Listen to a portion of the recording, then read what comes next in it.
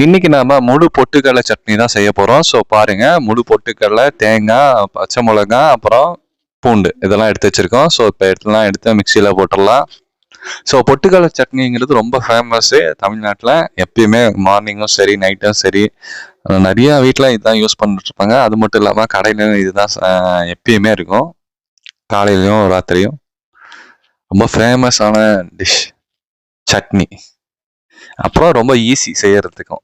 நீங்கள் பேச்சுலராக இருந்தாலும் சரி, இல்லை டக்குன்னு ஏதாவது சட்னி செய்யணும்னா இது போட்டு செஞ்சுருக்கேன். உப்பும் கொஞ்சம் போட்டுக்கோங்க. இப்போ போடனாலும் சரி, இல்லை அப்புறமேட்டு அரைச்சி முடிச்சதுக்கப்புறம் போட்டாலும் சரி, அது உங்கள் விருப்பம். ஸோ மிக்சியில் போட்டாச்சு, இப்போ அரைக்க போகிறோம். ஸோ பாருங்க, இப்போ அரைச்சிட்டு இருக்கேன். ஸோ தேவையான அளவுக்கு தண்ணி ஊற்றிக்கோங்க கொஞ்சம். ஸோ நாங்கள் கொஞ்சம் தண்ணி ஊற்றிக்கிட்டோம்.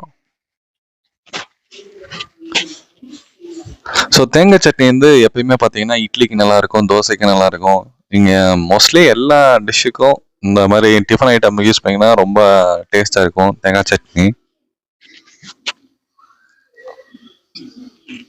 ஸோ நல்லா நைஸாக அரைச்சிக்கோங்க. நாங்கள் கொஞ்சம் தண்ணி ஊற்றிக்கிட்டோம், திருப்பியும் நைஸாக அரைச்சிக்கிட்டு வாங்க, ஏன்னா அப்போ தான் நல்லா இருக்கும்.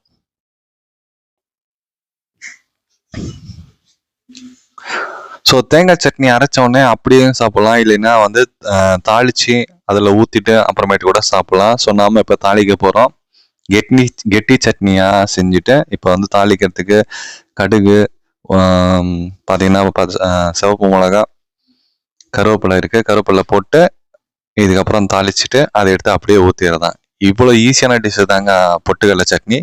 ஸோ நீங்களும் உங்கள் வீட்டில் செஞ்சு பாருங்கள். இது ரொம்ப ஈஸி தான், டேஸ்ட்டும் நல்லா இருக்கும். முழு பொட்டுக்கடலை போட்டு பாருங்க, இல்லை முழு பொட்டுக்கடலை இல்லைனாலும் உடைச்ச பொட்டுக்கடலை கூட போட்டுக்கோங்க. ஸோ தேங்க்யூ ஃபார் வாட்சிங் திஸ் வீடியோ.